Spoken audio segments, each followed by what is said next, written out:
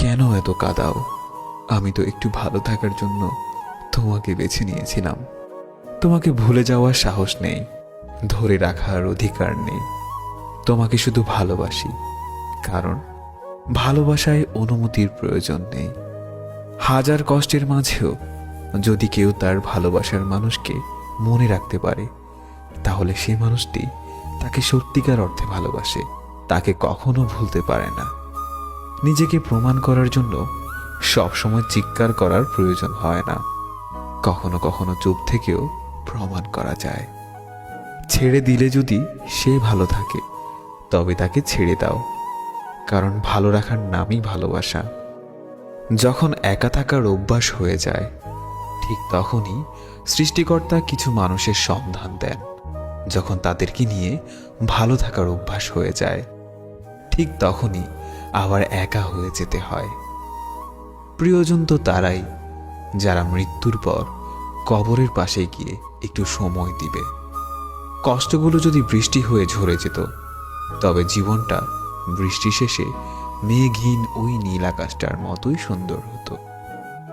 চিন্তা কখনো কষ্ট ছিনিয়ে নিতে পারে না, বরং আজকের আনন্দ ছিনিয়ে নেয়। অজুহাতের কি দরকার ছিল? বলে দিলেই পারতে, পূর্ণ হয়ে গেছি। মাঝে মাঝে মন খারাপেরও কোনো কারণ পাই না, কারণ পাই না একাকিত্বেরও। শুধু বুঝতে পারি আমি ভালো নেই। এই শহরে বাঁচতে হলে পাক্কা অভিনয় জানতে হবে। কষ্টের সাথে যাদের বসবাস, রাতটা তাদের জন্য যে কি কষ্টের, সেটা শুধু তারাই জানে। সব ভালোবাসার ছোঁয়া দিয়ে হয় না, সব ছোঁয়াতে ভালোবাসা রয় না। কিছু ছোঁয়া মনকে ছুঁয়ে যায়, কিছু ছোঁয়া আধারকে। কিছু কথা বলা হয়ে যায়, কিছু কথা ভালোবাসাতে। কিছু কথা বলা হয়ে যায়, কিছু কথা ভালোবাসাতে। আমাকে অনেকেই চেয়েছে, শুধু চাইনি সে যাকে আমি চেয়েছিলাম। এক হাতে চোখের জল মুছে অন্য হাতে মেসেজ টাইপ করার অনুভূতিগুলোই কেউ বুঝতে পারবে না। চোখ থেকে অশ্রু ঝরার কারণটি মন থেকে সহজে মুছে ফেলা যায় না।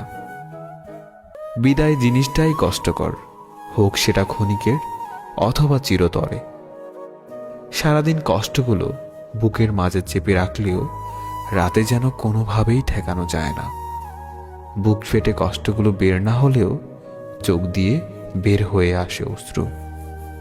জীবনে এমন একটা মানুষ চাই, যাকে আমি চোখ বন্ধ করে